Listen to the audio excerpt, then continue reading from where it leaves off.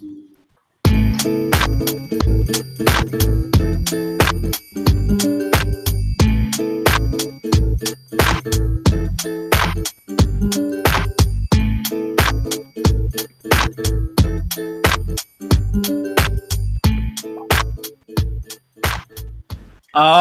yeah, that sound right there means that Midway Radio is back. It's your boy Los.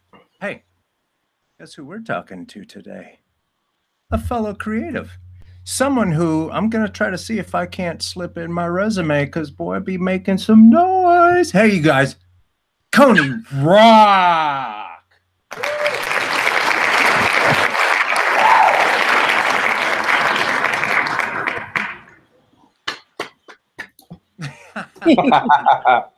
Welcome, sir. Thank you for having me. Of course. Konee is one of the top tier creatives that we have in the Chicago hip hop community. Before we let you take over the show, let's go ahead and introduce everyone else to Midway Radio. Geez. Midway Radio. It's like get rich or die trying, because we got 50. Woo!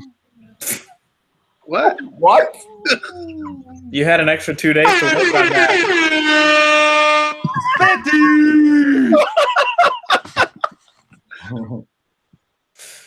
You had an extra.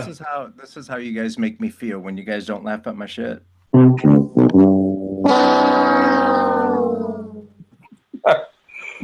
Jesus. And this is why I need to take over the show. Coming up in 2018, different Midway sound effects. Put it in the budget. Sean's like domain wherever he is. It reminds me of I don't know. It just reminds me of where we used to practice, like Chicago Tribe. It reminds me of like practicing. I don't know what it is. Practice. The lighting. Nice. It reminds me of like what we used to break. Speaking of which, that's DJ Sean Doe. What's up, everybody? What's up, Sean? Hey, we got another DJ, Chad Risky Business. Oh yeah, and I'm in the hip hop cave right here with my Christmas tree. Oh, and we got the man with the plan right there, B-Boy B. Not even really the plan, more like Cookie Monsters up on the wall. That's right, the Cookie Monster couch. Yep. Now let's talk to the man with the plan, Incredible. Mr. Ryan Brockmeyer. Yo.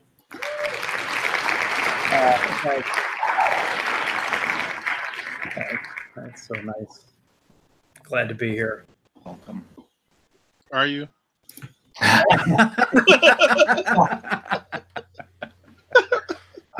was. He was like, I was until Carlos started playing these stupid sounds.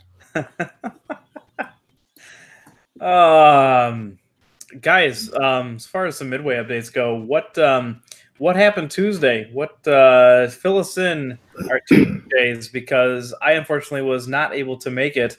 So what did some of us miss that happened yesterday? Tuesday we went to Columbia College to help with their what was it, like a hip hop was the end of the semester like hip hop concert for Amina's hip hop class at Columbia College. Yeah, it was pretty dope. They had all the aspects of all the elements of Chicago hip hop. Hip hop involved. They had like a little graffiti table where you can like tag on it, and then Chris was in a corner playing beats, and Cool Out Chris. Had Cool Out Chris. And then they had like a fashion show, kind of like with Buck. So SM had, like different hip hop fashion stuff going on. And myself and Risky played Chicago hip hop videos for them. So some that they did know, some that they didn't know. So it was a really cool little event, man. And we ended up having to last minute judge MC battle, which was kind of hilarious. The kids were coming off the dome, which was pretty dope, because I thought, like the funny is the DJ played. So the DJ, part of a thing to throw him off a little bit, the first round, is they had to rap over like Britney unconventional beats. Yeah. So we're sitting there like, why is he playing this like in sync instrumental for them to rap over? But it did throw like a curveball in them freestyling, and it threw a curveball in us listening too, I think. But yeah, man. It was pretty good. Big ups to we left a little bit before we found out who won, but big ups to the people who were involved. It was all dope. I just worked with Cool Out Chris last year. Nice. Yeah, he did the music for a documentary. Oh, beautiful. Yeah, perfect. Chris is perfect for that. So, shout out to Amina and Chris. I mean, Amina's got we've been lucky enough to go and speak to her classes since she started this a few years ago, and I mean, she's like every year there's more students that are there. She's got a really really cool thing happening over there. So, so shout out to her, and of course Chris always good with supporting and all that stuff too. So that's dope that we're able to make it over and have a little Midway presence over there. You know what was actually how cool is it? How cool is it to have like your partner be in the same mind space as you? So like if you're following them on Instagram, you're constantly seeing them like performing together. Like how cool is that, man? Yeah, it's pretty sick, man. So this was a thing that happened that I don't think myself or Chad was knew that it was going to happen. So the people over at CBMR, they were there to kind of show their presence, and I think they did like a slideshow of some stuff that we've archived. But they did have Midway posters over there that was on like this really good paper. Like it was like I showed Chad, I'm like, look at this is amazing. And yeah, it was like a poster board. They did like giveaway like 11 by 17, but like sideways poster board for people to take, and they did it for both that and then for what we're doing at the CBMR. So she said that the lady that was there, she said that she had printed some up to decorate a space, in their office, and she laid it down and people just took them. She said that they left, so she was like, "These would be good to give away." I was like, "Branding is everything. Like, let them take it." Cool, pretty awesome. Yeah, it was very dope. Nice. So yeah, so that was good. Got to be a part of that. Trying to think, since the last time that we were on, I believe I spoke at Loyola to George Villanueva's class, that's another dope thing because it's all like broadcast and media kids and stuff over there. So it wasn't. I mean, it was a hip hop class too, but the students are majoring in like broadcast media and other forms and stuff like that. So it was cool because we actually got to talk a little bit about more of kind of the making and the process of Midway on top of the culture. So that was cool. But yeah, here as we close out with episode 50. Episode 50. But second to last episode of the year. We're gonna end next week with episode 51, and then we're gonna take a few weeks off for the holidays and stuff. We're gonna hit back. I'm excited because in late January, early February, we got a lot of really cool updates and stuff coming from Midway. So we've got more vignettes with a lot of people have been asking for. We got some really cool updates to the website. We got a few other things going. So it's going to be a real busy 2019 for the Midway production. Absolutely. Ryan, did we interview somebody? Since the last show, I think we did 2 interviews, right? We did Scope. Did we talk about Scope last time? We interviewed Scope of Shy Rock Nation. One of the founders of Shy Rock Nation, who was in town for Artistic's really, really dope kind of a reunion event. There's so many heads out for that and older heads, and it was cool to get people together for that. And I know, Risky, you had to leave a little bit early, but B-Boy B and I were able to speak to the crowd there and give them an update on what's been happening and talk to some people that we hadn't seen in a while. So that was really cool. So again, shout out to Artistic for that. Because it was supposed to be kind of a release party for his Chicago hip hop book, which he's still working on and finalizing. So can't wait to see that. This thing's going to be huge. I forget how many pages he said it's going to be, but it's going to be pretty insane.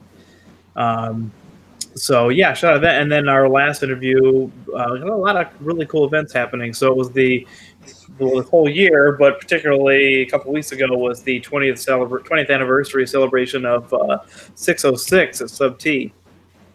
So shout out to Jory and Shadowmaster and Annihilation and everybody over there. So because of that, there's some people coming in to help celebrate that. And then the founder of 606, Artec, was in town, so we got to finally capture his interview for Midway, which is really, really cool too. Absolutely, that was amazing. Yeah, Artec has got a lot.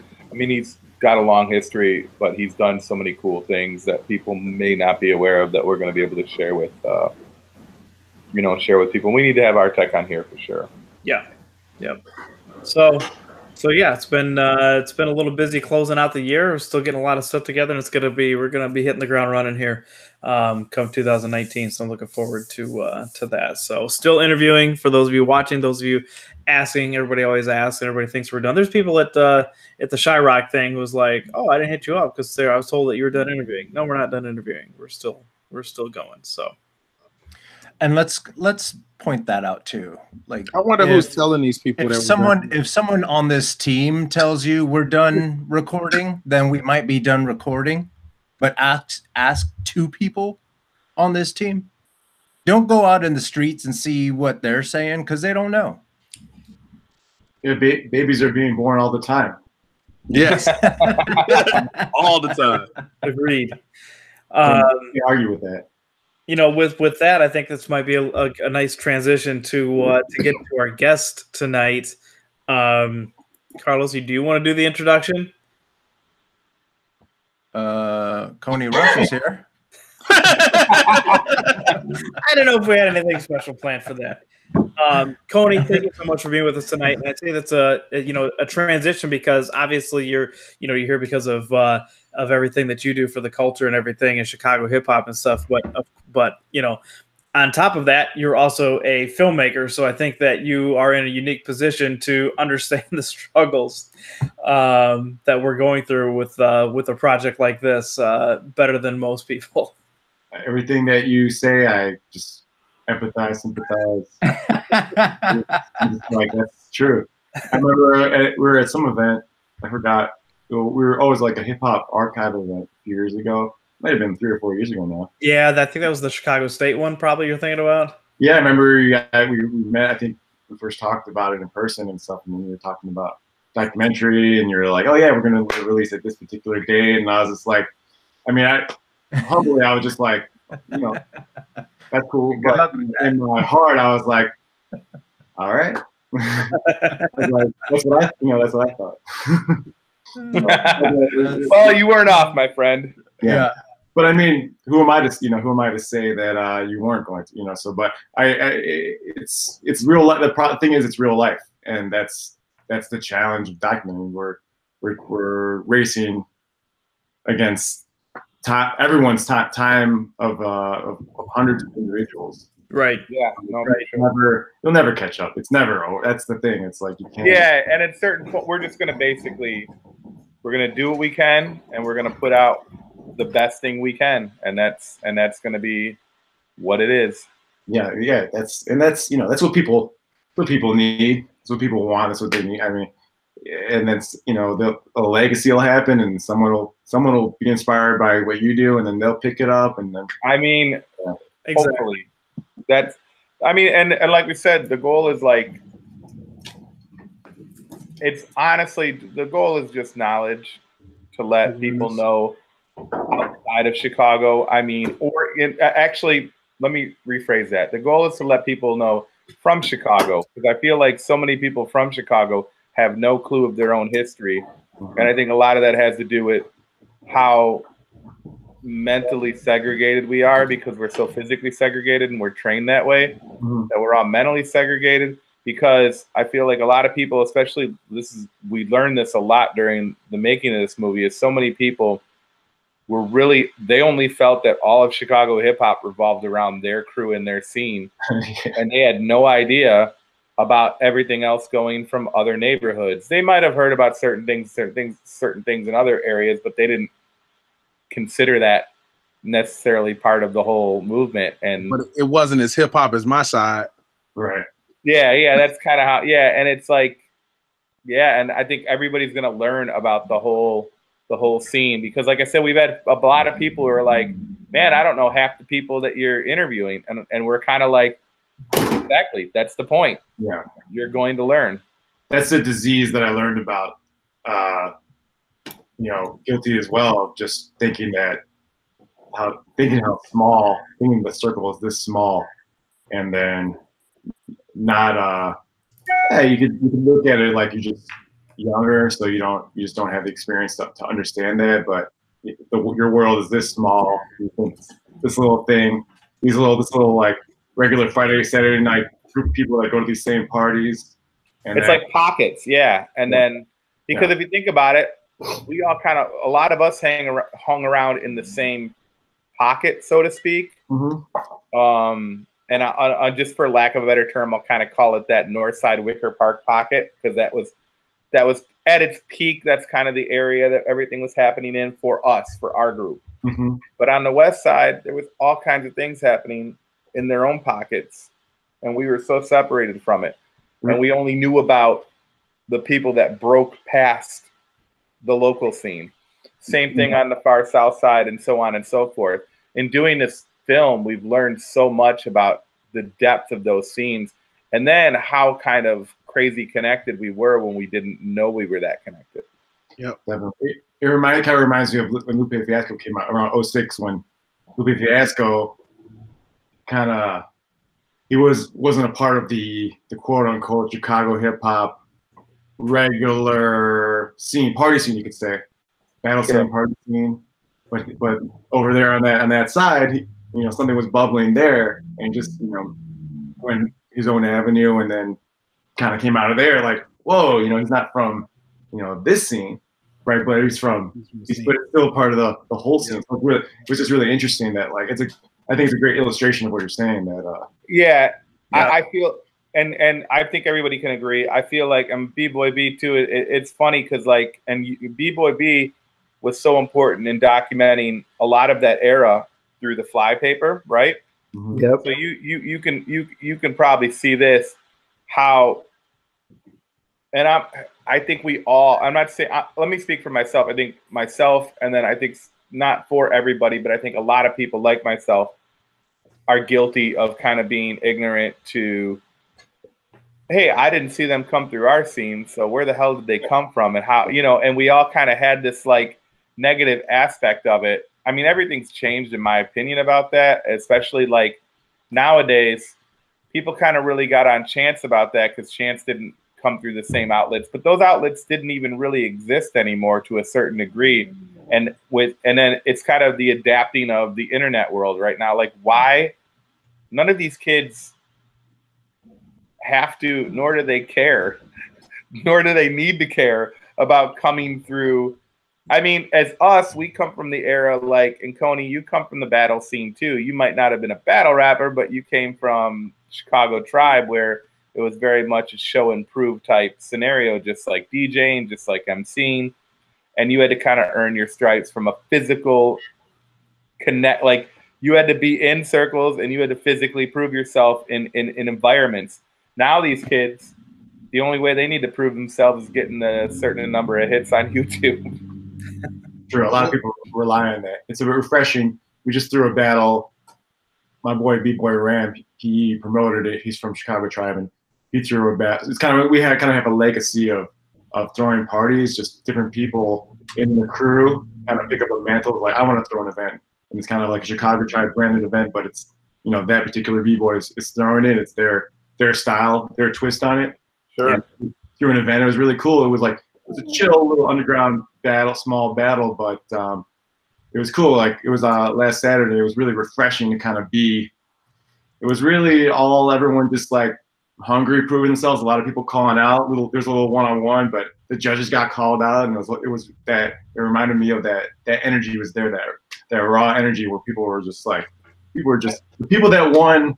We had like a cipher award, just people that rocked the ciphers the best, that weren't in the battle. But the people that won the cipher awards were actually also in the battle. They were so hungry. They were battling all night, got in the battle, went far in the battle, didn't win it, but then they kept battling. Then they called it just like me. It was just very raw. I feel like too, and I'm not saying this, and let me just state this. He's not saying it, but he's about to say it. I'm not about to say this, but I don't want it to come off like I think our era we grew up in was better than any of these kids, because again, the kids era, what they're coming up with is for them. It's not for us. We can enjoy parts of it, but it's not our era. It's not us. It's for them. They're having their own way about doing things, which is great, and I don't knock any of it. An old hip hop guy. What's that, Sean? You sound like an old hip hop guy. Keep going. No, I will say that I feel like sometimes they're missing out on the experience. I could be wrong. I'm just saying I feel like that camaraderie of being in a competitive circle physically and not just like YouTube battle. And I feel the physical camaraderie of a battle of a bunch of hip hop people being in the same room, not on an internet chat room, but in the same room, in the same place, sharing that energy in a battle, and then being either praised or booed the fuck off, one or the two. There's something to be said about that, and I don't think these kids get to experience that much. Now, they're doing their own thing, and I'm not saying that's good or, it's better or worse. I'm just saying I feel like they might be missing out a little bit. I agree with you. I was going to say, I can go back a little further. Yeah. Because when I was coming up, nobody was throwing parties like the city versus city party, the Chicago Tribe party, like big parties with, with nice, everything catered to the b-boy.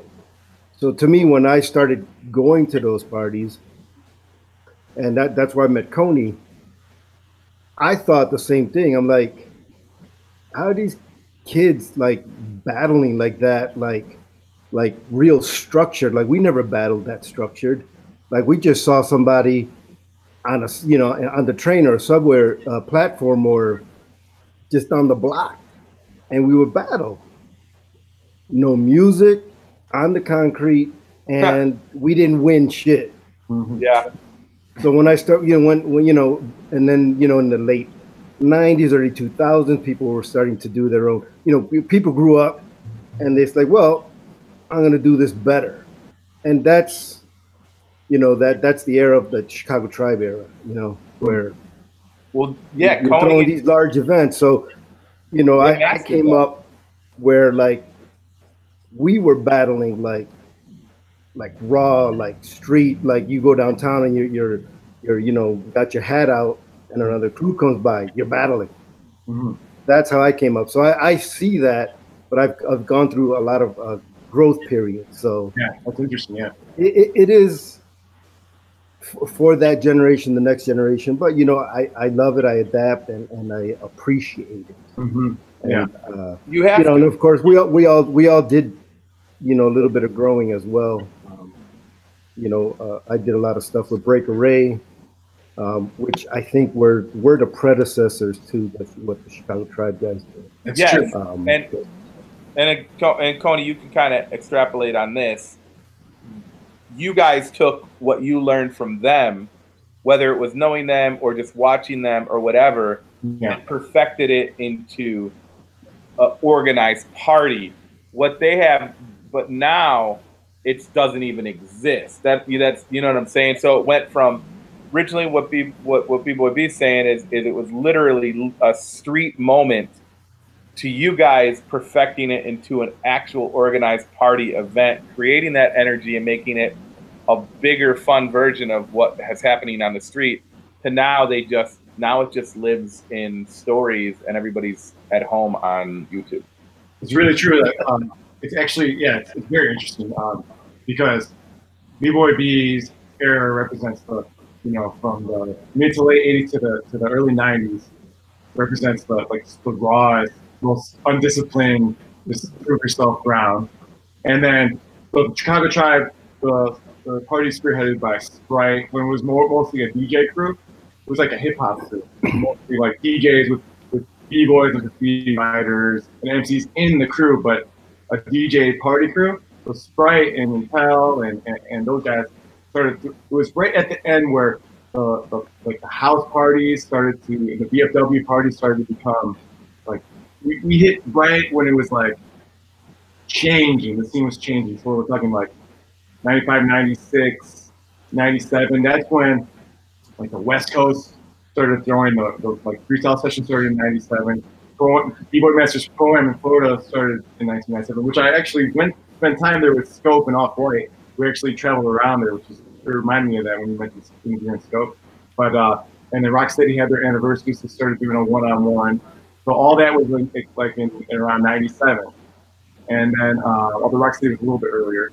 And and then all of us started traveling in Scribble Jam too, like 96, 97.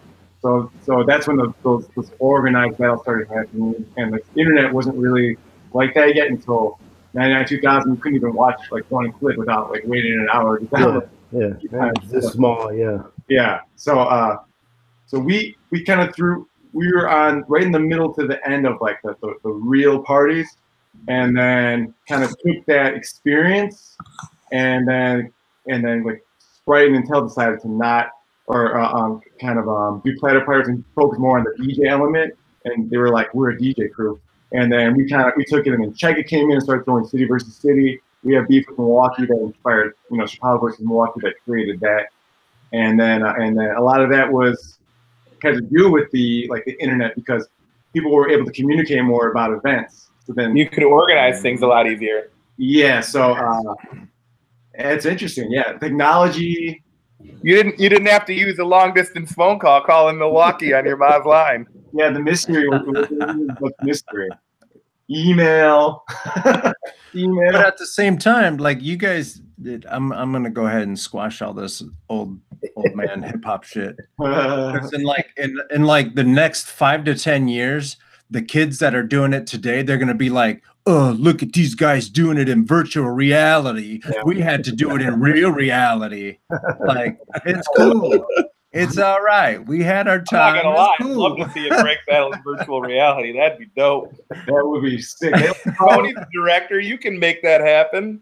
The only problem, the only problems I see logistically, or is it logistically, like physical problems, like if, let's say you're battling an opponent, if you have to wear the glasses while you're breaking, like if you're doing like pennies, like you better have some dope ass glasses.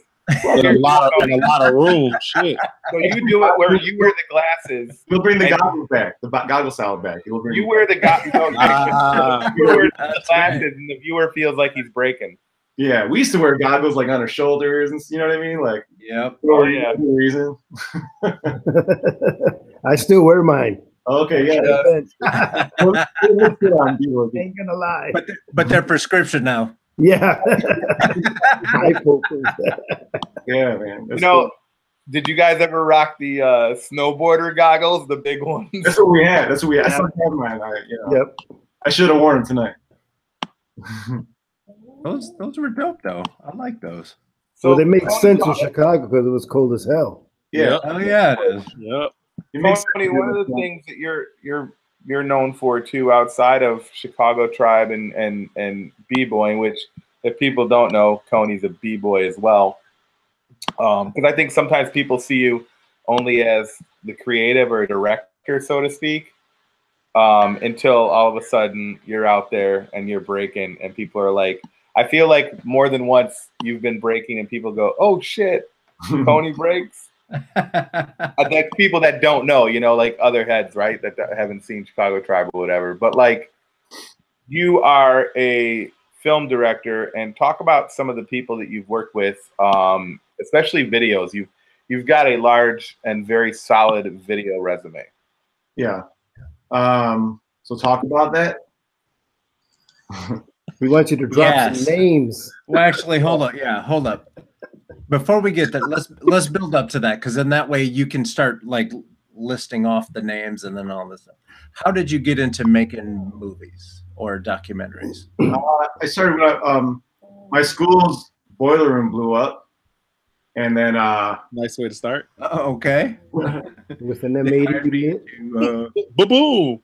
I think I was like 12 or something like that, and then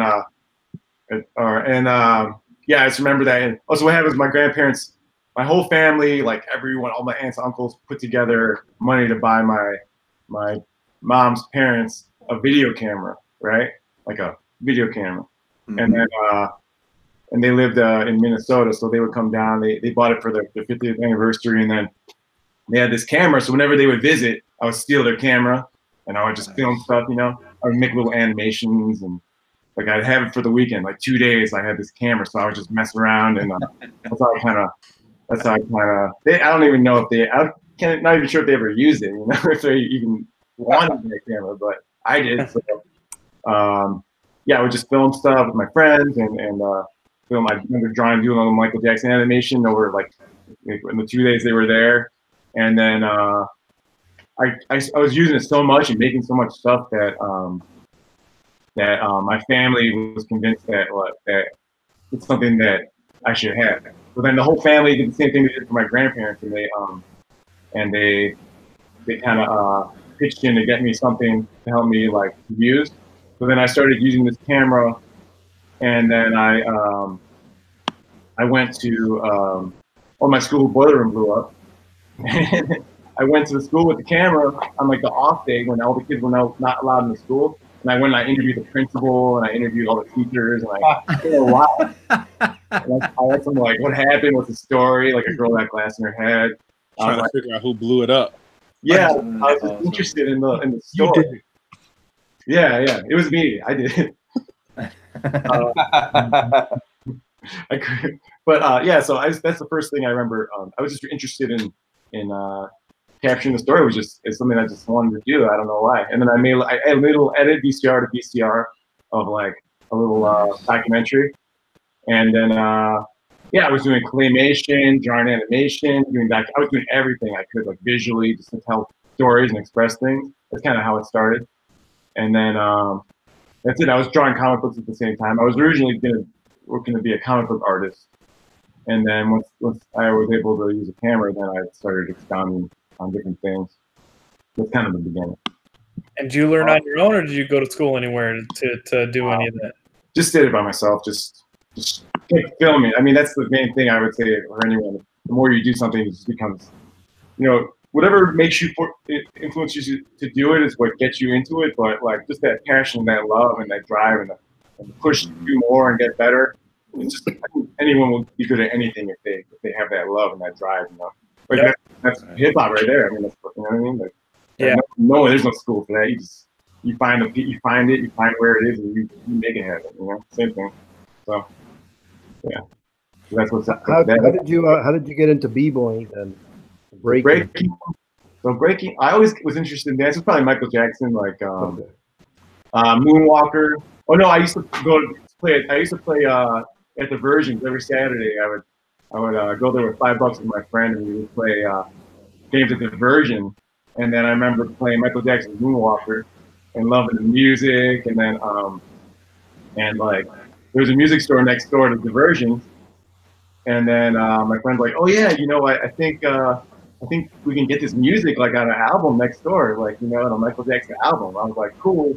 We went, we bought Bad. We went to the music store. We're like, "Yo, which album is this song on?" They're like, they gave it to us, and then we split it. We just spent our $5 for the arcade. We split it on a tape, So nice. Each we bought a $10 album, and then we took it home, and I don't know what inspired us. We started making a dance routine to Smooth Criminal.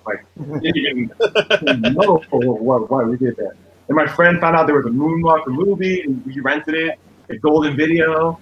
And then we started watching that and making like dance. That's how I started dancing, and then started getting into house dancing, and then I remember my 8th grade dance was the last. I was battling a lot like house, whatever I thought I was doing, and then you know, and then around 13, 14. Oh, I remember it was the 8th grade dance, the last dance. The DJ that the school hired for the dance, they brought a dancer with them. My friend and I were bailing at the house, and all of a sudden the dancer that came with the DJ went down and started doing swipes, which I didn't know what that was. I knew it was breaking, but I didn't know it was swipes. And I was like, wow. And this is '93, and then I remember, after I saw that move, I was like, wow. I was like, that's the hardest, crazy stuff. So I went to the corner of the dance and I started practicing by myself, like trying to learn it, teach myself. And then that whole summer, I remember just going all over the city, like trying to find the people that know how to break. I went to play Street Fighter at the arcade. I'm like, you guys know anyone that breaks? And then I went to Blockbuster. They were like, I was like, you have any movies on breaking? And then that's kind of how that started. So for a year, I was just by myself, like just trying to figure it out, and then you know, no internet or anything, and then you just meet people that way. I remember I went to a mall and I was at the arcade, and then I was like, yo, if you guys know anyone that breaks, like I want to battle them, like tell them there's gonna be a battle on Saturday at outside the arcade. I just made it up. I was like, tell them there's gonna be a battle. So anyone that breaks, tell them to meet outside the arcade on this particular Saturday. And then I went there, and like 3 people showed up. And then we battled. They had like windmills and like swipes and stuff. So they killed me, what I thought, you know, was swipes, and ended up being this guy Charlie Moon, this other guy Ami, and little did I know, like they knew some people that I was going to go to school with, and then we ended up being crew. Nice. Beginning. It's just crazy how it all is, you know. That's awesome. You ever get beat up for walking around talking all that shit? I got a lot of threats. That's heavy. Walking around, hey, you want to battle? Like, man, you don't know me, son. I gotta ask you, Konee, since before we go off too far from the arcade. So one thing I do know about you, if I'm not correct, is you are about as serious as one can get of a Street Fighter competitive. We seen you. Player, right? We seen you. Now, from what I hear, Lupe Fiasco is one of the top Street Fighter players in the world. Okay. Like competitive. Have you ever went up against him? No, I've never played him. I did, you know, I heard that. Okay. Oh yeah, no, I'm just curious if you had heard that, and if you had ever gone up against him, because I know that you were such a local competitive. Like, I mean, yeah, you were. From what I heard, you were so serious. You were like damn near a professional Street Fighter player. Well, okay. So the first Electronic Games Monthly magazine, they threw this like Street Fighter competition. My family was going on this vacation. They were all going out of town. And then I was a kid still, but I was like, but yo, this Street Fighter competition's coming up, you know? So then it was like, I was so passionate about it. And my parents were like, all right, you could stay at your friend's house for like a couple days and then come meet us later vacation. Wow. So I went over to my friend's house, and their older sister drove me to the airport, you know, and all that. But I stayed to be part of this tournament. Ended up being like it was the first. I didn't know it was the first or what. I just knew it was a tournament. I was like, what? So I played in it. And I was like 14 or 15, and then I got 30th place out of like 180 something. Nice. People. And then like the winner of it, this guy Mike Watson, he won with Guile, and like guy came out from California. People came from all over the country, but I was like that serious about it. Like I was like, oh man, you know, I got to. Where was this at? Huh? Where was this at? It was at it was on it's Nickel City now, but it was Super Just Games. Super Just Games. That's where it was. And there's video footage, like they interviewed me after and stuff. Like, I was just like, nice. You know, it's somewhere online. You can look it up on YouTube. But anyway, yeah. So it was. But as far as like Lupe Fiasco is concerned, I mean, that's cool. It's good. You know, it's a good thing. It's probably good for Street Fighter that he's involved. I like the tie to hip hop, Street Fighter and hip hop, especially the Street Fighter soundtrack when you had like a mod and you had yeah. Sapir was in that. That was sick. I mean, the soundtrack was, you know, listen to this, just listen to this. Yep. You know, remember that was the what did they call themselves? They were a group for like that one song. 3 Card Molly? No. How Was that the name of the? Brian? You remember it? Which It was a Street Fighter movie soundtrack. Yeah, it was Razkaz, Ahmad, and oh yeah. I Fear. don't remember the name. Fear, but they called themselves something. Yeah, I don't remember their. I know what you're talking about. And everybody was like, "Oh, when's the album coming?" I think they might have did one other song too. Well, I remember Saphir, Razkaz, and Exhibit were the Golden State Warriors. Yes. Yeah, I think that's what it was. I think that was the original version of the Golden State Warriors, and then Exhibit came into it. Gotcha. Yeah, that was the first Golden State. That had Ice Cube on it, Nas, Parrot. Yeah, it was Deion Sanders. Yeah, it was. Now, let's talk.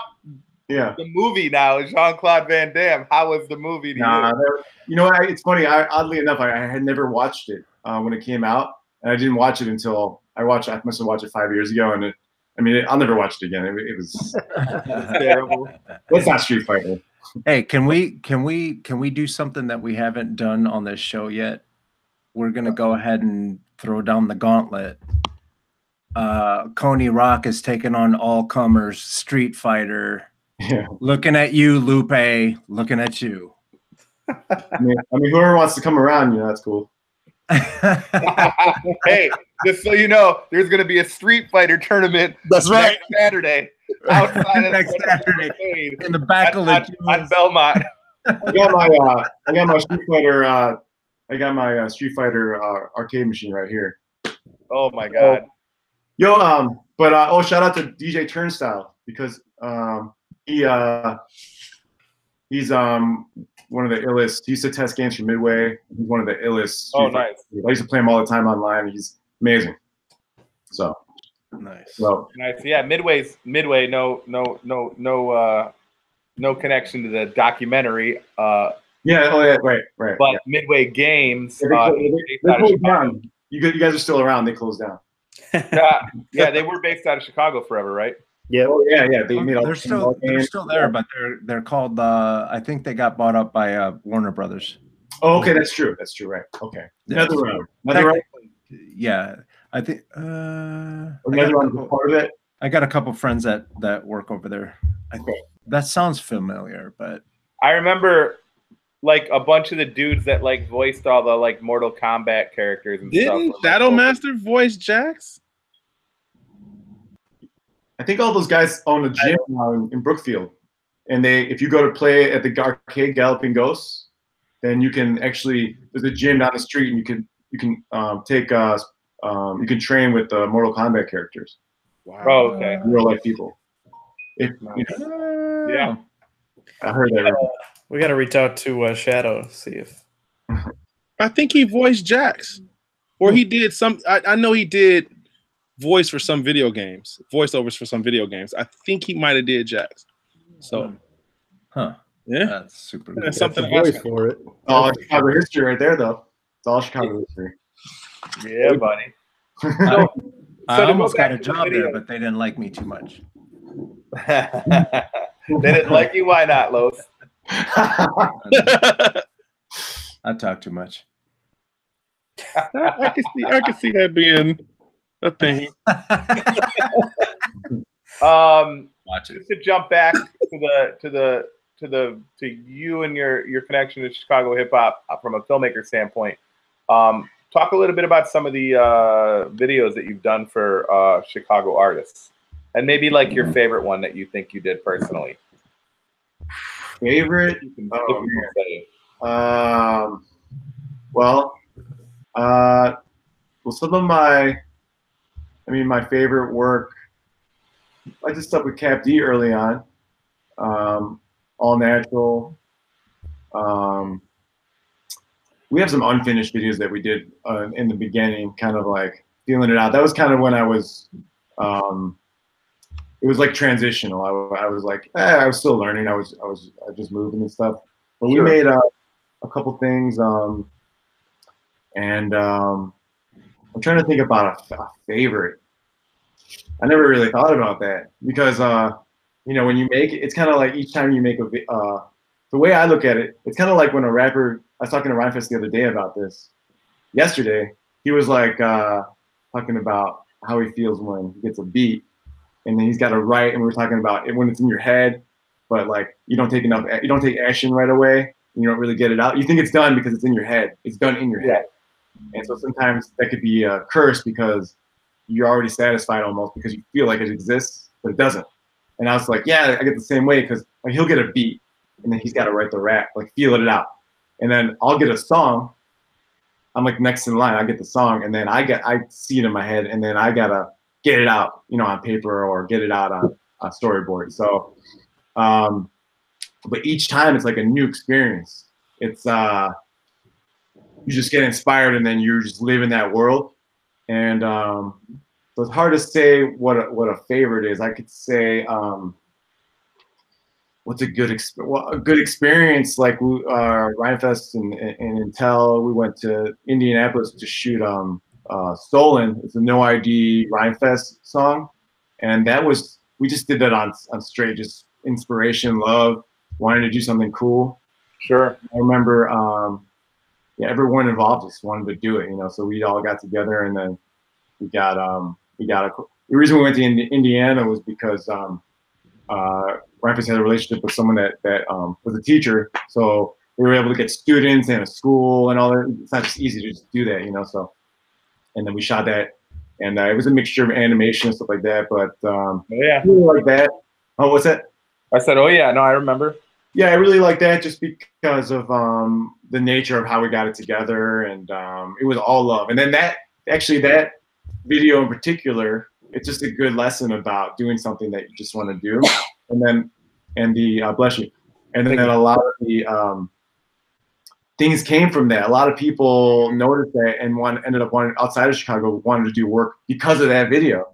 And it was never like on our minds necessarily. We just were trying to do something cool, What was your first? Hang on. What was your first project? My first project, like a music video? Yeah. Like how'd you break into doing what you do today?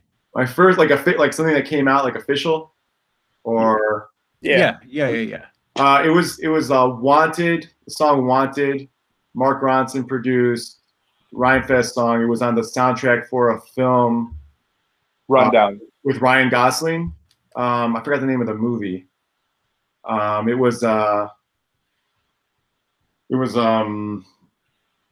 forgot the name of the movie, but it was a movie that was a part of the soundtrack. It wasn't the Rundown film?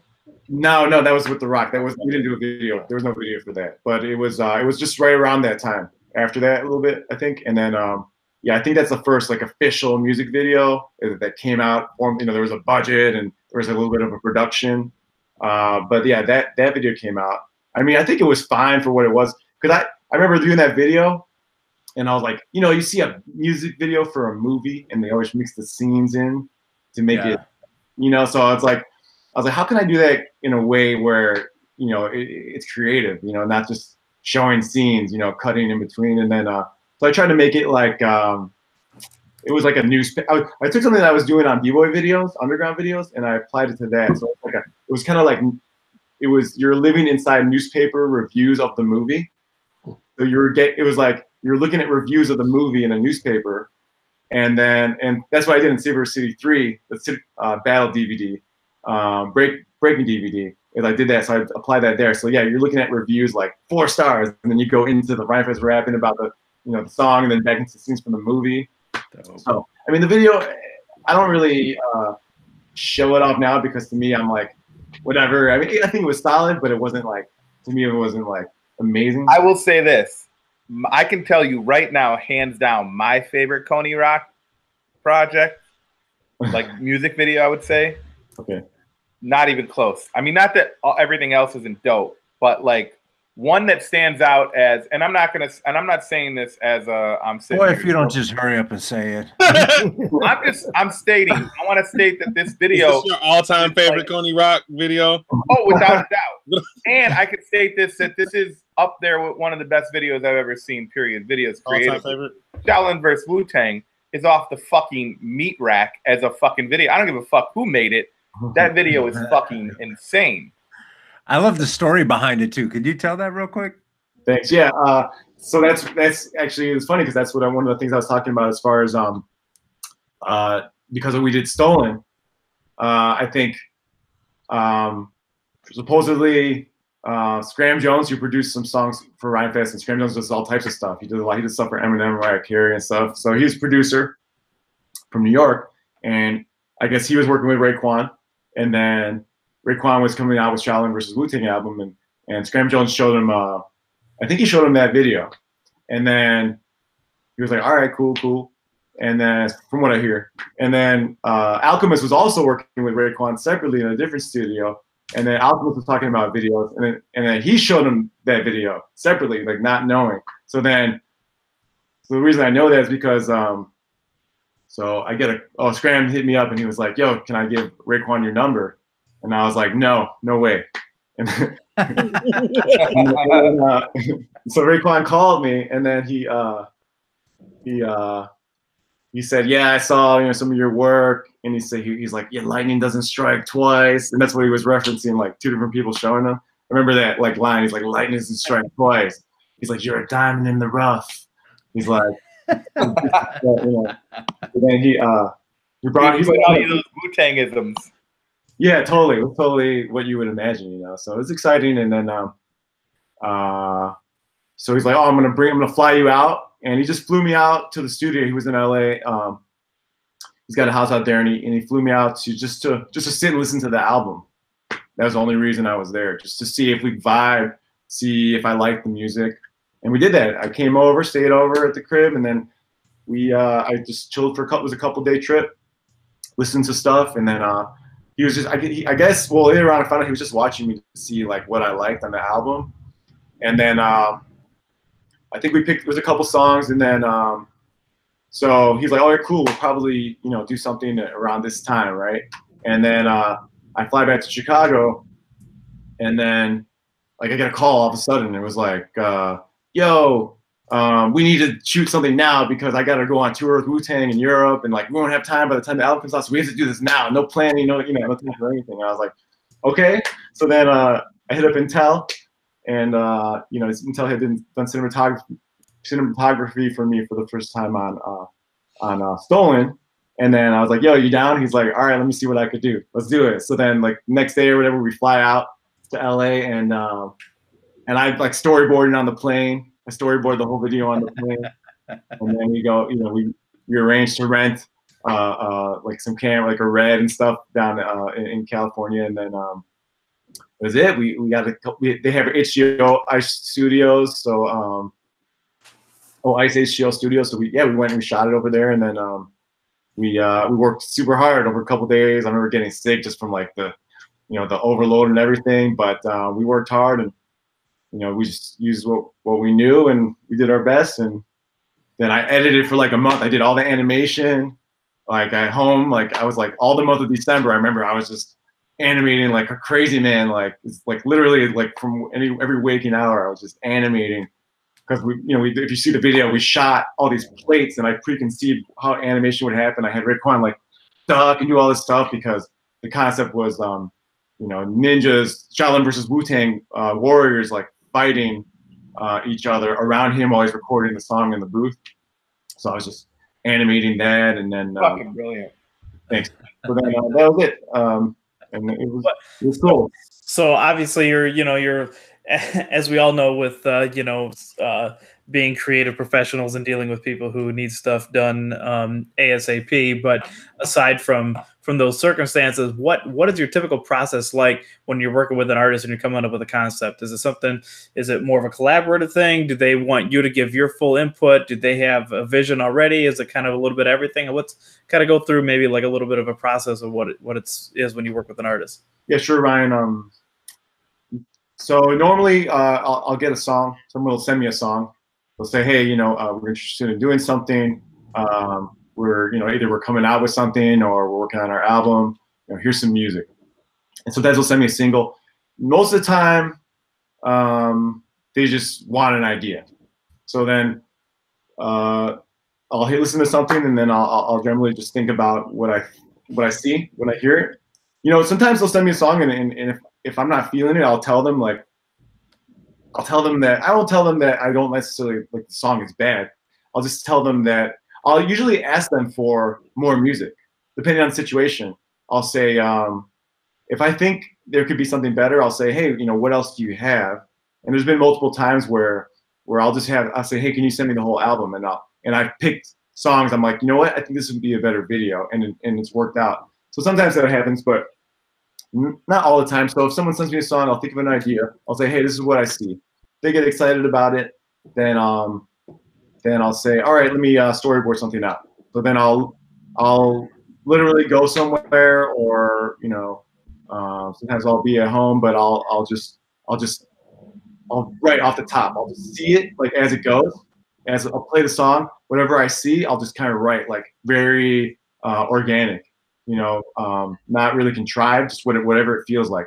And then once I lay out kind of that thing, then I'll tweak it, and then once I have it structured, like this is the video, like this is how your video will look, I'll send it to them, and if they like it, cool. If they say, hey, can you add this or that, then cool. And once everybody's set, then you go to the logistics. Depending on if it's real life or if it's animated. Yeah. If it's animated, then it's about how much time it's going to take, how many hours am I spending on it. We work that out. Or if it's real life, then we work out. Where are we shooting it? Are you flying over here, or are we flying there? And things like that. You work out the budget, and then you plan it out, and then you go shoot it. And the cool thing about preconceiving the video in advance is that it's essentially done. So once you edit it, except if there's inspiration, at the moment and things come out better, it's pretty much once you shoot it, and if you stick to your plan, which I try to stick to my plan as much as you can, then it's not too hard to edit. You basically, you're just pasting it in over the roughs.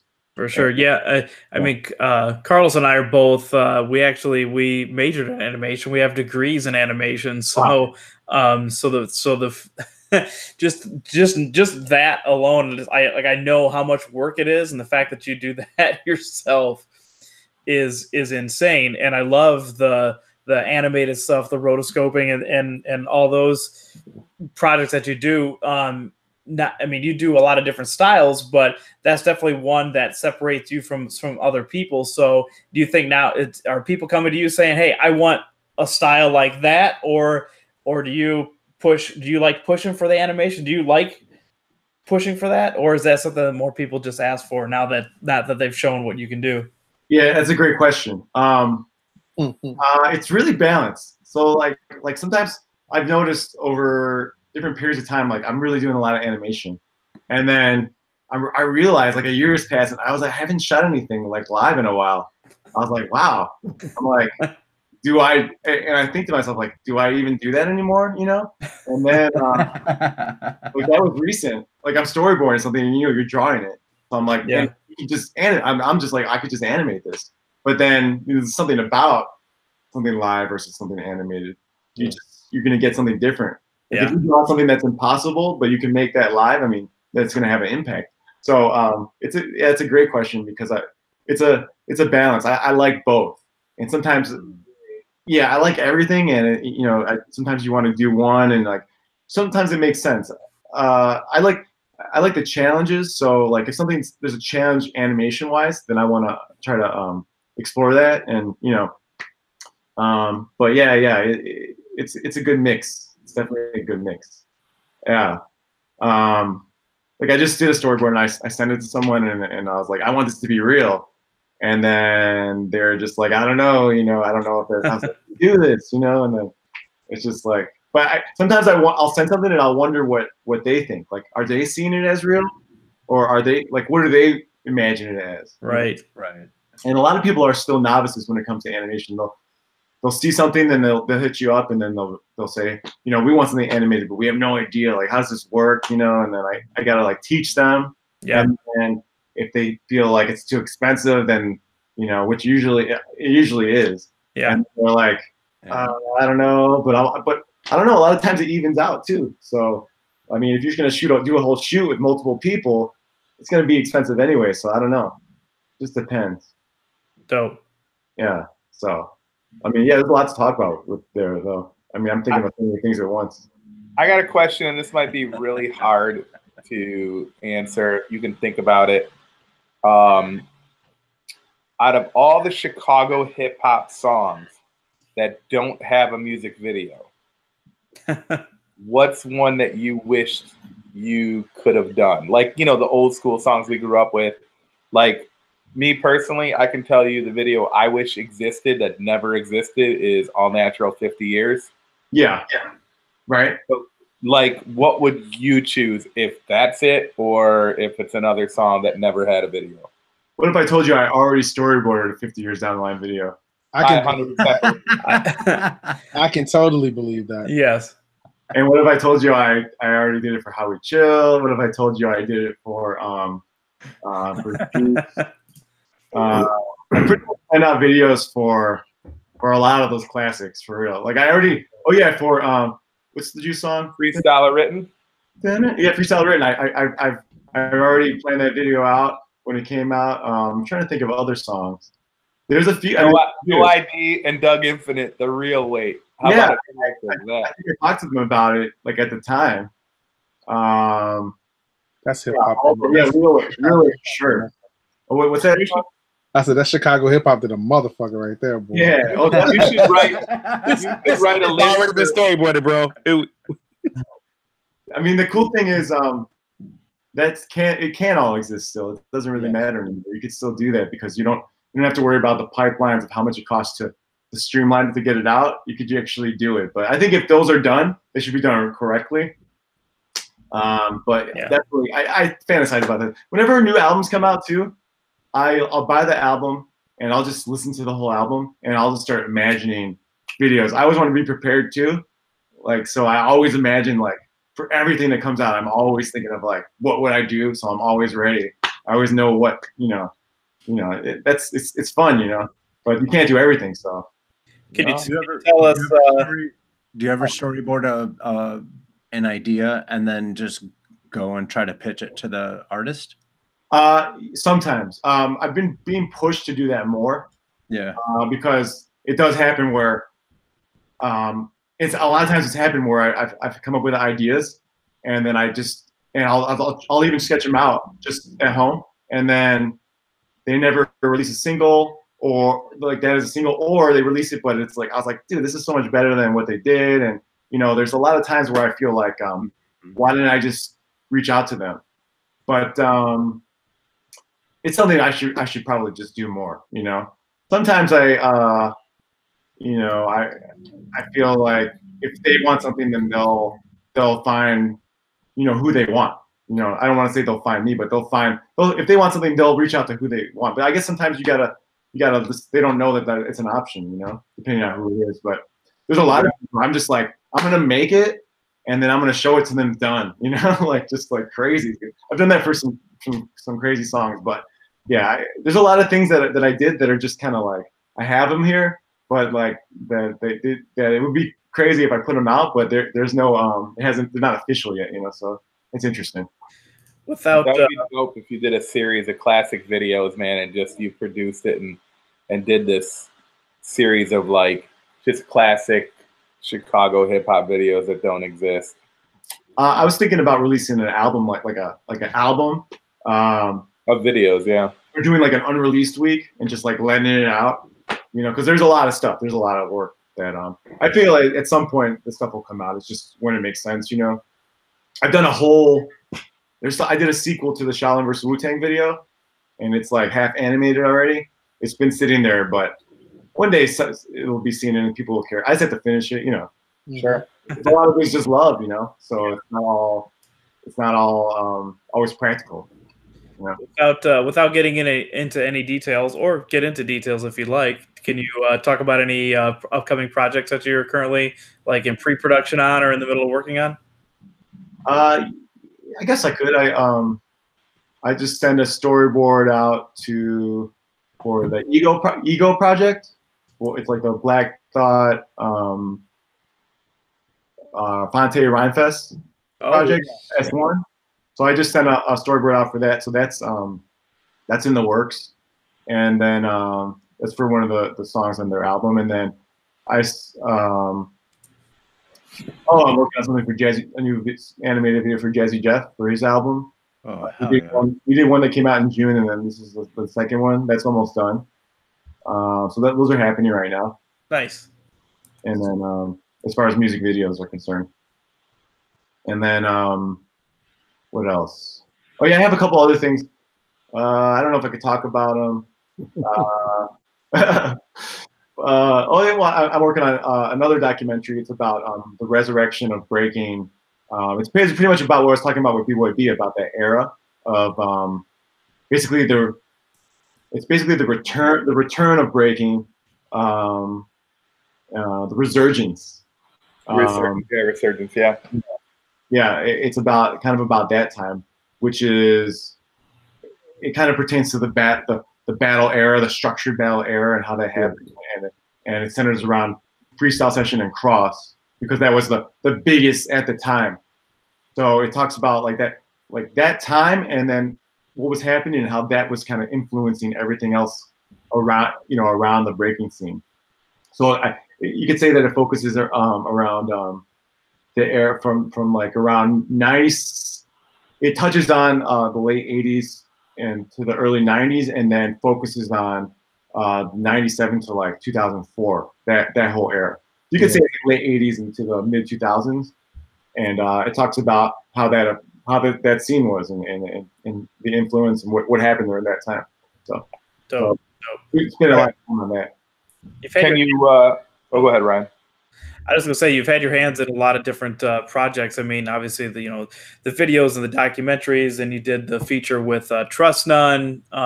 Is there anything that you haven't done yet that you're still on your list to knock out at some point? Sure, I have some more things to do with music videos. I'm planning. I've been planning for a while a feature.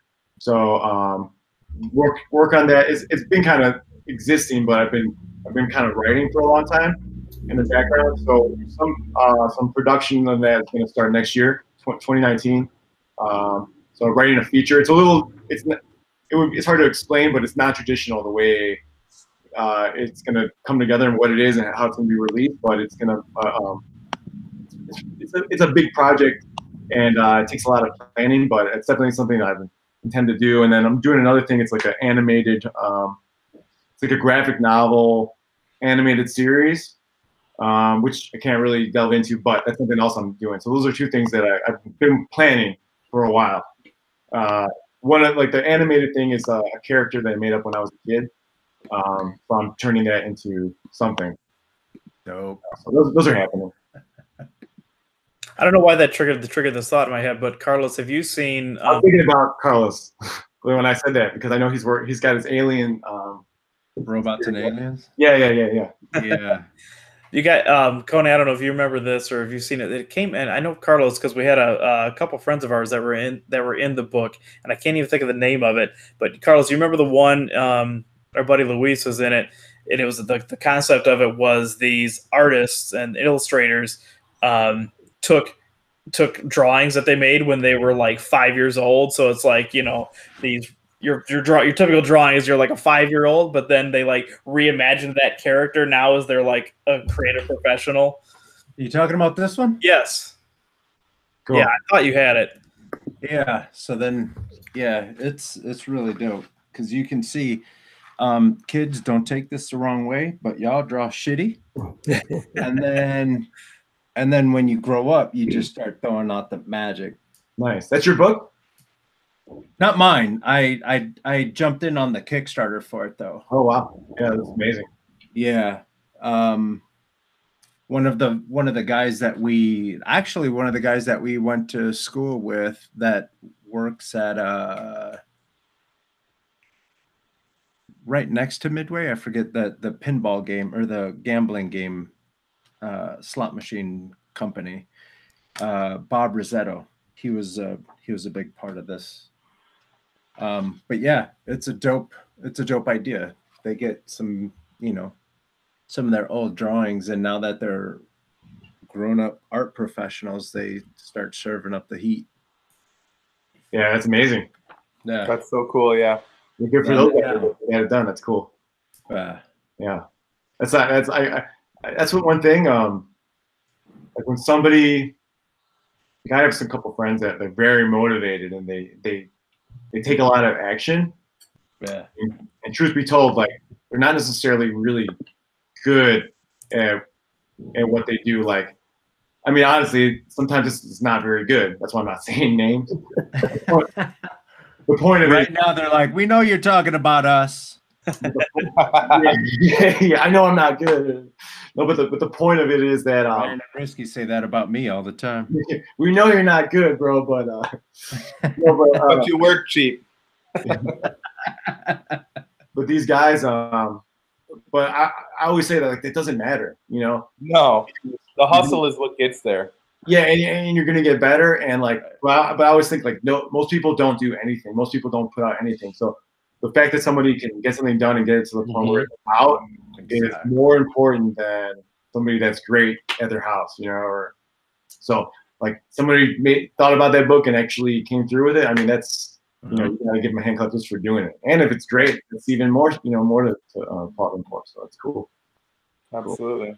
And it's better, and it's better to be done than to be perfect.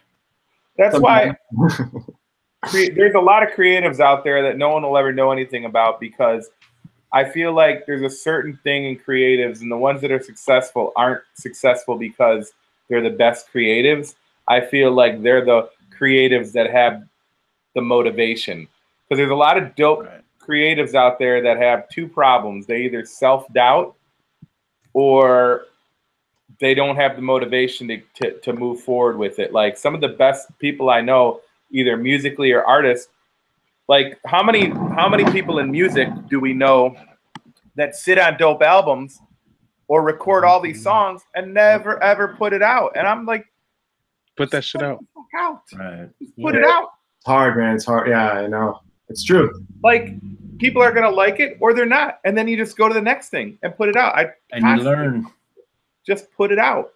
Yeah. And you learn from the first one. And Konee, you can talk to this because I'm sure you just didn't come out making some dope ass. I mean, maybe you did, but like every project that you did, you just got better, faster, better, faster. Yeah, you know, and any of you guys will know that like what's in your head. Or what you just, you know, nobody knows what's in your head. So what you decided is it's something should be. Only you know that. Yeah.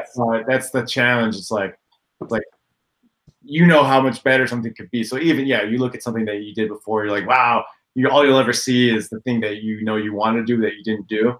So it's like you yourself will never be satisfied. So that's why you're not necessarily a good judge. But then sometimes you look back and you're like, wow, I was crazy. Like it was good. You know, what was I thinking? I thought it wasn't good, but it is good. You know, the perspective is, it's hard when you're trapped in, you know, in this. So, you know, I empathize with those people. You know, it's like, it's tough, but yeah, that's why it's good to have good people around you to help push you. You know. You just gotta put it out, man. Yeah, it's true. It's true. So it's tough, but I don't know. But I like, and you know, like you don't. I think again, creatives, like we kind of just talked about, there's sometimes freakishly perfectionists, and they don't even know what's good for their own good. Like you said, only you know what it's going to be, and to a certain point, though, you also have to be able to let go of your art and let it be judged. Yeah. Because you're going to be your hardest critic forever. Yeah. And something that you think is only 50%, 100% of the people don't know what it's supposed to be, so they're going to fucking love it for what it is. Exactly. Yeah. Maturing, like over time, I've that's why like there's an insecurity like early on. So I look at things that I used to do, and then I become more comfortable. Like this song that Jay-Z made, what's it? Where he's like, oh, let that beat. What is it? Sean, he was like, let it breathe, let that beat breathe. Yeah. That speaks to me a lot, as I've learned. That's what I used to think. Like when I would edit trailers, like, oh, you gotta like every beat. Like if you're editing something to the beat, you gotta emphasize everything and edit very detailed and like you know, pay attention to everything and just drill it and put a lot of like adrenaline into everything.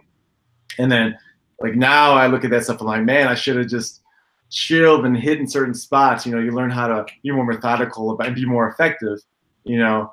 And I'm like, man, I was too crazy, but you know, when I like the early stuff's like now I'm like, wow, like, you know, you can be much more powerful by, you know, striking at the right time, you know, in your edits and stuff like that. And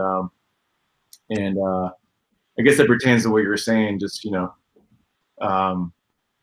learning, maturing, knowing, you know, when enough is enough, you know, stuff like that. And then, knowing too, like that, like a lot of times I'll judge something like by if, I know a light just went out. I'll judge something by, this is imperfect. I got to shut this down. Over. Cut. A lot of times I judge things by like, would I be proud of it if I made it? Like, yeah, like I'll look at it like, would I be proud of it? Like, would I be proud of myself if I made it? You know, if I made that thing. Mm-hmm. Like if I see someone break, I'll be like, would I be proud of myself if I did, you know, executed that? It's kind of an interesting way to put it. Instead of judging the other person, you're almost judging yourself in a way. Right. I think that's an interesting way to look at things. So like that's how you can actually be objective by doing that, because you could be like, sometimes people don't know, like people that make music, it's hard for them to listen to other people's music because they feel competitive with it maybe or something. Yeah. So if you can look at something and be like, man, if I made that, I would be proud of it, instead of seeing it in a negative way, you'd be like, wow, that means, if you think that means that you got to clap for them because they did something that you didn't do that you would be proud of if you did. So then that's how you know. As a musician, you can't let another musician listen to your shit and take any type of, because they're gonna say they're gonna hear it the way they want to hear it, and they'll go, I would do these changes, and then you're gonna go, well, good thing you didn't make it. Right. You know, to go back, kind of like we were talking about putting stuff out, and I'm gonna reference this to like Jay Electronica, right? Mm-hmm. He's a dope rapper. The very, very minuscule, almost nothing he's put out, we've heard, has been dope. I'm blown away by this guy who has a career for literally, and I'm not doing this in a knocking way. I'm just saying I'm blown away when I see, oh, Jay Electronica's doing a show at the House of Blues. I'm like, the fuck has this guy done? He's had a career for doing nothing but fucking a couple of songs. He's never put anything out. And I'm always kind of like, what the fuck is this guy's problem? He gave us this little tease 20 fucking years ago now. Sound like an old man. And people are like, one of the greatest rappers ever. I'm like, how the fuck can you say that? He hasn't done anything. Well, this is what I'm going to tell you about Jay Electronica. Back to salty old man. Old man. No, that has nothing to do with old. That I'm going to tell you about Electronica. Ain't done shit. What I'm going to tell you about Electronica is he has released stuff. It's just not in the form that you've been accustomed to. Like, he hasn't released a full album, vinyl, or full CD, but he's released a bunch of songs. So just because he just released a bunch of songs and no album, it's like you're mad, like, oh, he's at the House of Blues. Why is he at the House of Blues? He made You don't accidentally show up to the House of Blues for a concert. No one's chomping at the bit to say, hey, Carlos, you haven't done shit musically, but can you put on a concert? Dude, then you show me, because I'm a DJ for a living, man. I'm pretty up on stuff. And I mean, I'm not aware of more than a handful of things he's done. I've never seen any collected body, or I mean, I guess a couple of like mixtape songs, but like, well, all of them are just, I mean, just think about the kids and how they release songs, SoundCloud, YouTube, stuff like that. If you're not in line with listening to all of that, then you'll never find it. You know what I mean? If you're waiting for him to give you that album, like, look I at bet how you he's don't know that Risky old again. He's calling Risky old. Look at the way the kids are doing it these days. Well, yeah, of course, but like Jay Electronica, you're not a that's fucking pretty hip. rapper. I think he should know these things. I'm just saying, he just sounds like a really rapper. Like he's about 60 years old right now. Bro, you're not a fucking SoundCloud rapper. Put out a fucking record. Songs. Nah, that dude ain't done shit. He ain't got no fucking body of work, and he don't count for shit other than the dope. He put out dope songs. I'd love to hear him do, but I challenge you to get me. Okay, Sean, smartass. I challenge you. You want a mixtape by this weekend, bro? I got challenge you. you. No, I got you. You ain't even got to make shit. I challenge you to get me 10. Nah. Listen, I challenge you to put together. Not even fucking 10. Challenge you to put together 7 fucking Jay Electronica songs that are Jay Electronica, not a feature that he's on. Jay Electronica songs. Wait, Get me 7 of them. I got you. But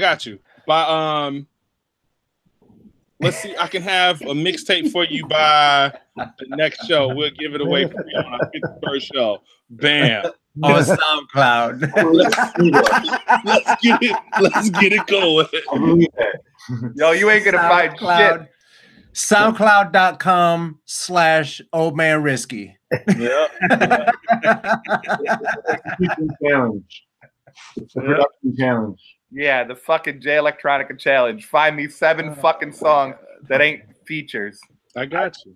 I've got Exhibit A and Exhibit C. If he's got more of a catalog out there, I'm not aware of it. Yeah, and not freestyles either. We're talking songs, not shit he's fucking rapping over beats like other people. I'm talking fucking songs. Hey, cool. Now you being all technical and shit. Hey, what the fuck is that? A song is a song.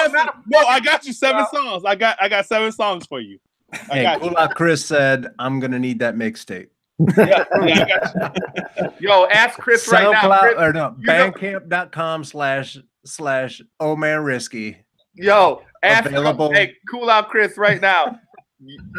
Respond. I need you to respond. Do you know more than 5, 6 fucking Jay Electronica songs that exist?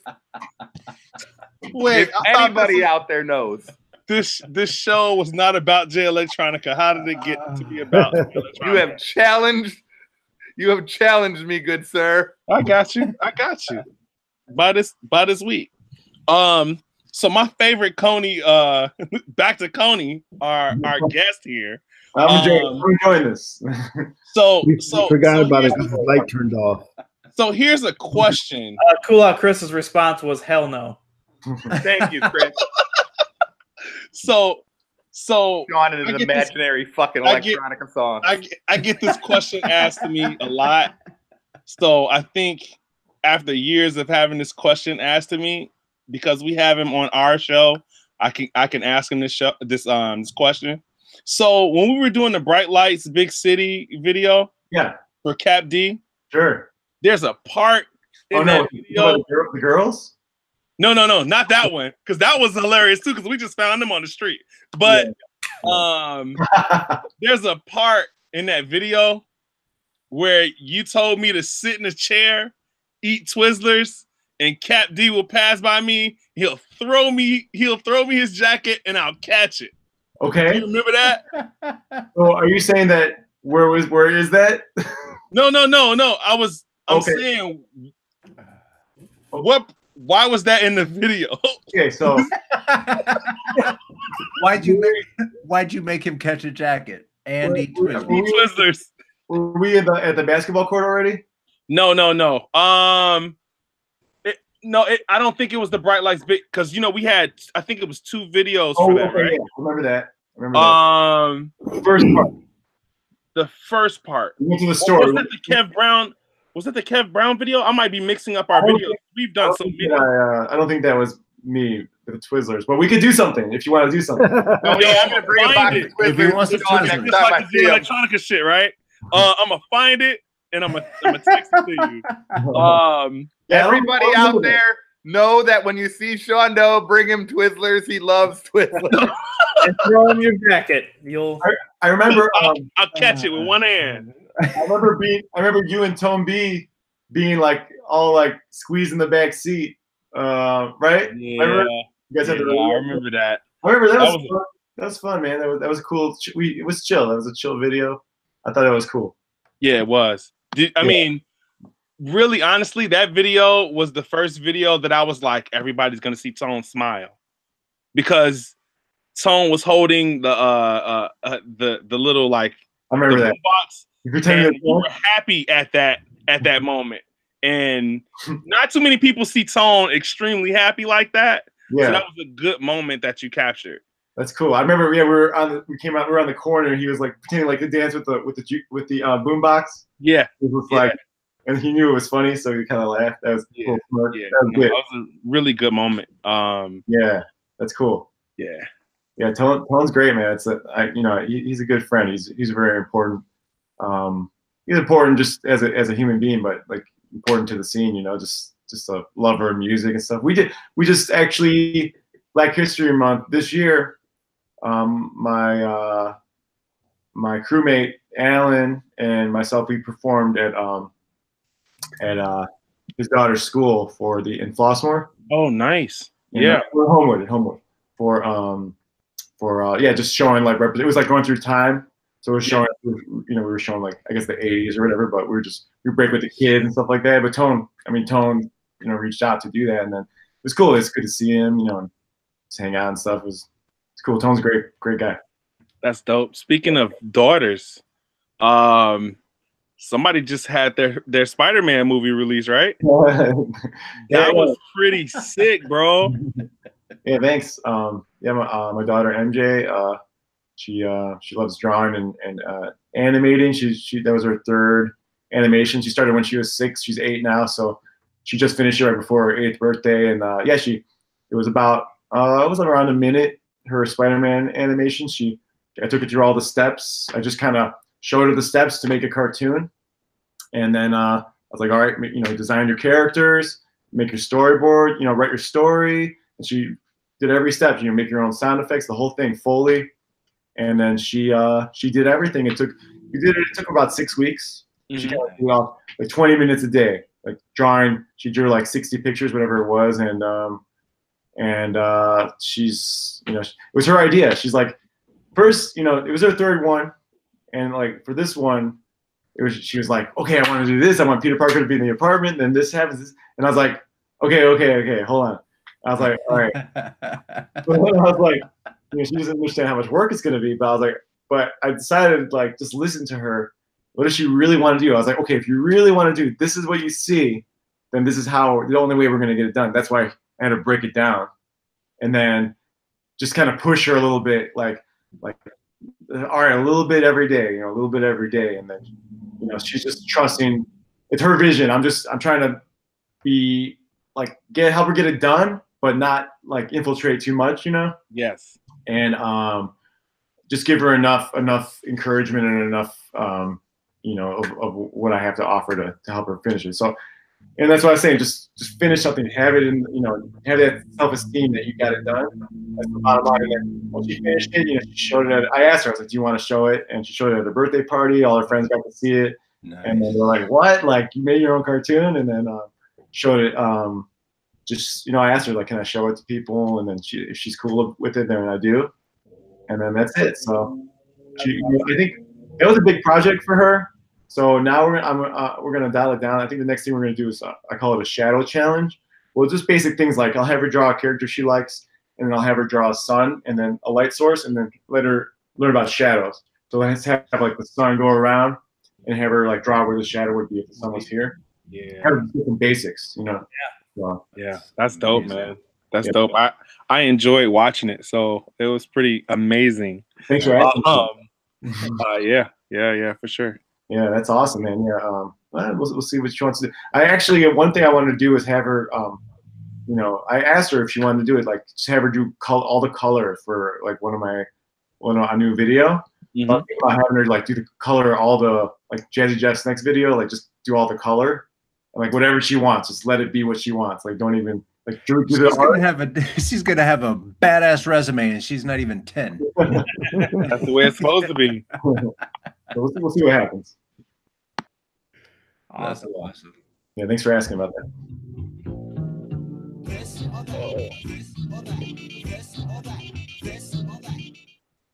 Oh, Konee Rock. Who's going to go first? I guess I'll go first. Okay, go for it. Which city versus city do you think was the best city versus city? Ooh, that's a great question because you could look at it in different ways. Yeah, I know. Right. 3 was definitely the most successful from a standpoint of. Actually, 5 was the most successful as far as like. But then everybody knew so much. It was like so. Part 4 was like a kind of like. Wait. Okay, let me. 3, 5, 4. So 1, 2, 3. 3 was the peak as far as like that was the biggest one. That's when it became international. Like that's when it wasn't local anymore by 3. So 3 was probably the one that like made the name. 4 was like we took a dip. Like we thought, I don't know what it was, but it just wasn't as successful. Decisions we made, venue we choices, things like that.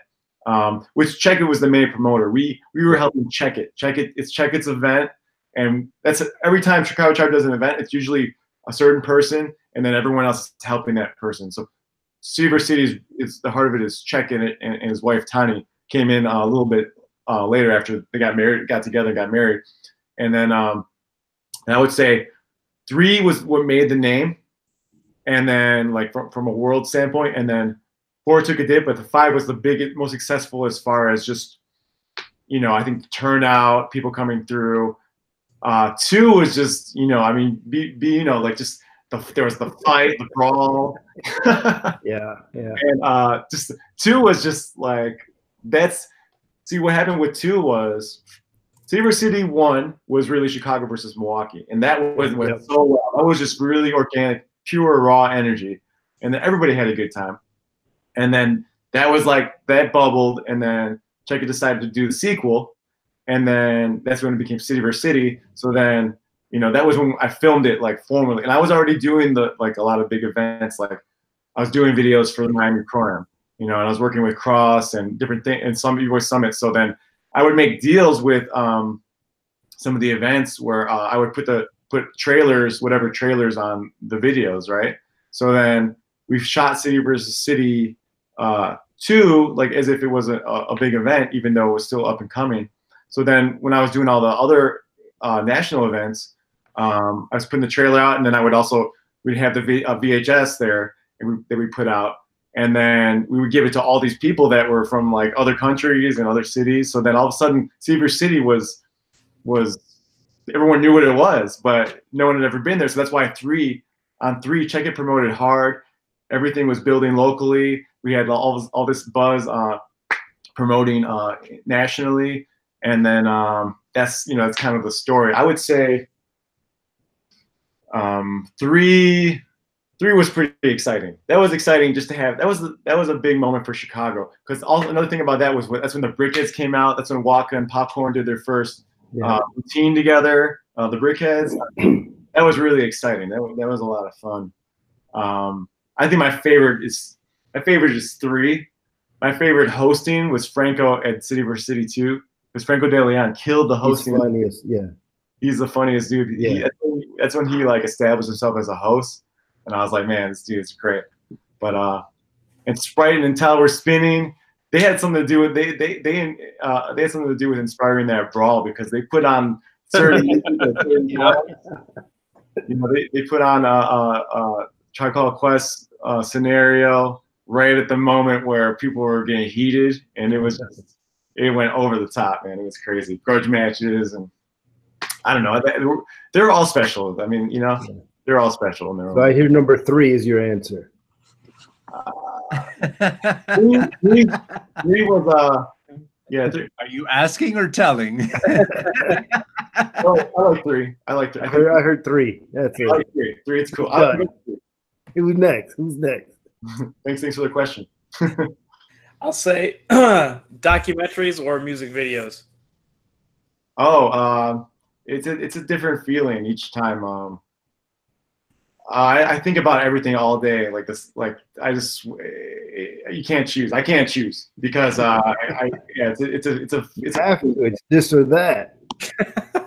This or that, bro. Because I feel that the urge to document and preserve history and capture things and bring people to a place that they can't live in. I feel that a lot. And it's kind of related, because music videos for me are you imagine a world that's not necessarily real, and you're trying to bring people into that world. it's kind of the same way with documentary. You know, you're trying to paint a picture. Both of them are telling stories a lot of the times, and you're trying to paint a picture and let people like be there. They couldn't have been there, you know. Right. So, but I think that's Ty. Cool. I got a this or that. So it goes back to what I was saying before about this Twizzler eating and shirt. So I found out what video that was, and it wasn't Bright Lights. It was You Know My Name. It's it's the 107 mark. So if you go to the 107 mark, there's a young Sean Doe eating a Twizzler, catching a shirt. All right. So my this or that will be checking his MySpace.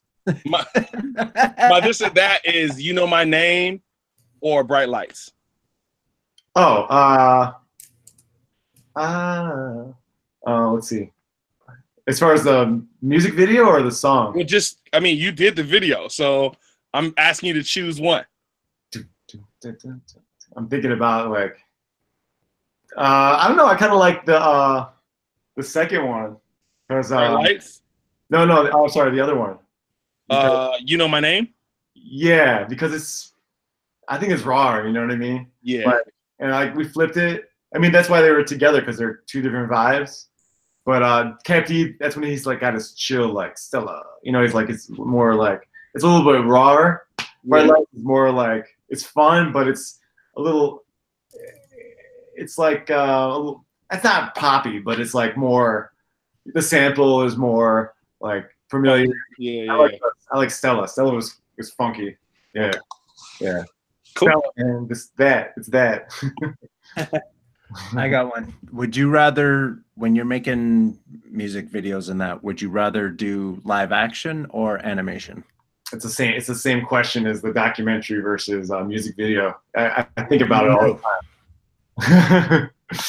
I like both of them. I'm sorry. You're not good at this game. I know. He's like, I really get passionate. I really get passionate about both equally. I think about concepts in animation and how to do things that are I haven't seen and unexpected. But then I'm like, but I also want to do something that's impossible, but in the real world. So like, both of those are interesting challenges. It's always about like trying to do more than you see being done in the world. Mm-hmm. And both of them are great challenges. So you'll never win. That's why it's like you keep pushing to find something dope, you know? So they're just different art forms. Nice. Yeah, I hear you. I get it. Ty. Sorry. Ty. It's all right. Way to be non-committal. Well, you know what? It's not always a tie. It's day to day. Like it changes. Like sometimes I'm like, I'm just gonna do animation from now on. And then sometimes I'm like, man, I just wanna, shoot. I love shooting. What I love about shooting is the camaraderie. Like for me, animation is very singular because I do a lot of it alone. And not always. Sometimes there's different people, but it's very much you're by yourself. And then shooting, like I love that because you have memories and you build relationships, and it's two different things. One is solemn, and the other one is like just like familiar. It's almost like you make a little family. You have a little memory with people. I love that. When you travel with people sometimes for something, like you'll always be able to commute to see something with somebody that you never could without that memory. You can't, just like Sean's talking about, like we'll always remember shooting that video, and we'll always be able to laugh back. Okay, remember when we did that, and this, we have all these memories. That's what I love about shooting. Yeah, that makes sense. Yeah. What do you use to animate? What software? I generally I'll draw in Photoshop, and then I'll edit my drawings in Adobe Premiere, and that's basically what I use. And then I'll usually draw in a Cintiq. It depends on. Sometimes I'll try to different. Like I'll do something where I'll do it on physical paper, and then I'll play with. I'll bring that in.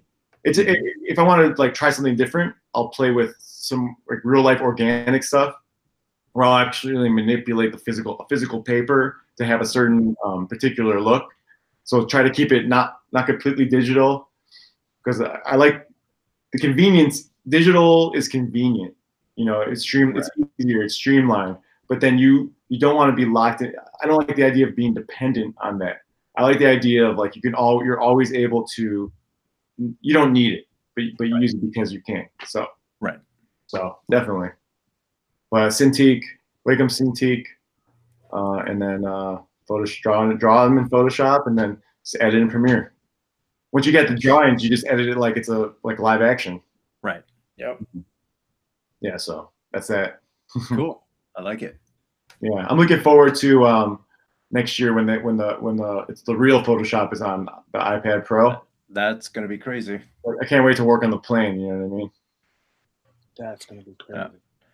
Yeah. I know Ryan's gonna want to wrap this up, but I want to talk to you about Storyboarder because that is dope, and you're gonna like it when I tell you what it is.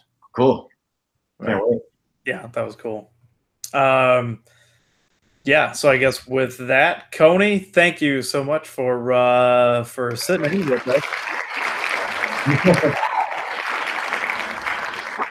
Took a little bit of a hiccup in a reschedule, so thank you for dealing with that. Nah, man, this is awesome, man. I'm so thankful that you asked me. I'm thankful to still be number 50. Yes. So yeah, cool. that's I gotta say I didn't really have much of a vision other than, hey, this would be a cool supplement as we continue to do the film and a place to give people regular updates and just to kind of add a little bit something else to it. So I don't, some of these other guys maybe can say that, but I never really had a vision of like, man, it just kind of keeps rolling. So yeah, 50 is cool. So it's cool because I feel like I have with each of every individual that's in this conversation, I feel like I relate to them on something different. You know what I mean? Yeah. Like I relate on to B-Boy B on some B-Boy stuff. I can relate to Carlos on some animation stuff. Risky's not here, so I'm not going to tell. I'm just kidding. Risky and I have known each other, and then obviously Ryan, you're documentaries, and then Sean just some hip hop, just all around hip hop. I think just like yeah, just dude. I think it's pretty cool. Yeah, so just and knowing each other, just history, For sure, and thank you for everything that you do for hip hop and for Chicago and everything else, man, and keep up the hard work and the good work because man, you're killing it, dude.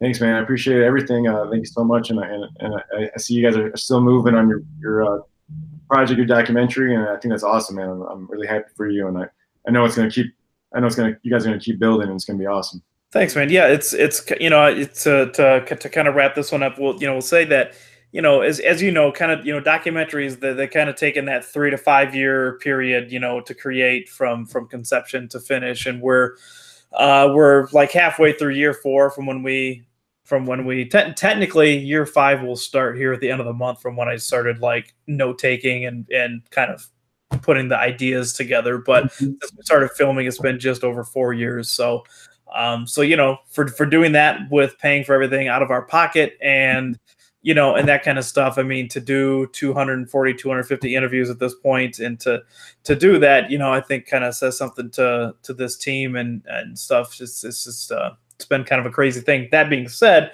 we are looking to finish, hopefully by the end of 2019 is when I'm hoping to have the final cut done. Maybe not the finished film, but at least the final cut done by then. So that's the plan anyway. Yeah, I'm sure you guys. I'm sure when it's ready, it's going to be great. Thank you. Thank you. So with that being said, everybody else, thank you for being on. I want to shout out quick to Shure Microphones. They sponsor us for the microphones for our interviews and for the podcast, and some of the people that were listening tonight. That's for my wife. Artistic is Shy Rock Nation and Michael Stewart and Cecil 23 and Kulak Chris, and I think we have some more that were checking in. So thank you all, you good fellas. And next week will be our last show of the year. And do we have I know we were confirming with the guest. Doe, did we confirm that guest? DJ Archives.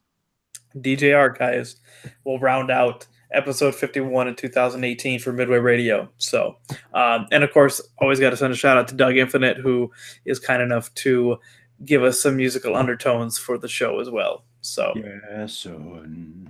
Yeah. Oh yeah. Oh, I'm sorry. Yeah. No. I was like, oh yeah, my wife works at Shure, by the way, and also, so we're Shure advocates over here. I only use Shure mics, but also, so this is good. This is good. But Doug Infinite. When you say Doug Infinite, it reminds me of, because when we worked on Raekwon's video, we had some help when we were in LA, and the person that helped us actually worked on the Resurrection video for Common Sense at the time.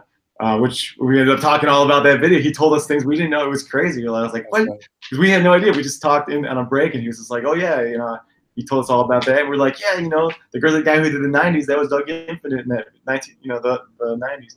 So Doug Infinite is just crazy. It's crazy stuff. So. Dope. Cool. All right, guys. Real quick, hey Konee, if people want to follow up with you online, where can they find you? Everything is at Konee Rock, so it's KONEEROK. Twitter, Instagram, Facebook, KoneeRock.com. I'll see you there. Thank you. How about you, B-Boy B, son? It's B-Boy B _ABC. That's the IG. How about you, Sean Doe? At DJ Shondo on Instagram and Rasan Shondo Hawkins on Facebook. And this Saturday, if you want to catch up with me, we're doing our year-end art exhibit at Roto Fuji. It's a print show, and it's super awesome. The December shows are always awesome. So come through 7 to 10, Roto Fuji. And that's this Saturday? This Saturday, yes. Oh, B-Boy B, before we forget, you've got a couple of things. I saw you were promoting some stuff for Writer's Bench. Oh, yeah. The Writer's Bench, we do it every year. We do it out of our pocket. It's probably not my words, but other people's words. The best all-element free park jam that we do every year. And we just need a little help from time to time, and so we put out a T-shirt. It's $20, and the proceeds all go to put that Writer's Bench Battle for the Eagle together for 2019. So, cool. Nice. Yep, go on Etsy /BBoyB, and you'll find that T-shirt there. Oh, and you'll be able to find that stuff through Midway's channels here very shortly as well. So, thank you for that. Yes. Carlos, where can people catch you? Oh, hey, you can catch me at coconutjustice.com, Coconut Justice everywhere else. And if you follow me on Instagram, you will see this. Nice. What? Oh, man, sweet. Thank you. It's amazing. At first, I was like, wait a minute, what? Wait a minute. At first, I was like, I wish I had a shirt like that. And then I was like, I do have a shirt like that. That's cool, man. Thank you, dude. That's awesome. Yeah, man. Of course. And finally, you can find me. You can find me personally on Twitter and Instagram at 278 Media. The number is 278 Media on Twitter and Instagram. And Midway, of course, you can follow us Midway Doc across the board. That's Instagram, Twitter, and Facebook. And the website midwaydocumentary.com. And yeah. And don't forget bandcamp.com/ohmanrisky. Mixtape coming this weekend. I should go register that and just I do want to say I will. Risky left, and we keep kind of extending the show here, but I will say Risky's shout out to Risky. His band is having their live debut. Also, their album release party is coming up on the 21st at Subterranean. So check them out there for She Killed in Ecstasy. I think it's She Killed in XTC.com, I believe is the website where you can pick up the album and get all the information. No, it's Ecstasy is spelled out. Okay. Well, that's what happens when Killed your shit isn't straight across the board. Then forget. Yeah, we know. That's all right. He's not here.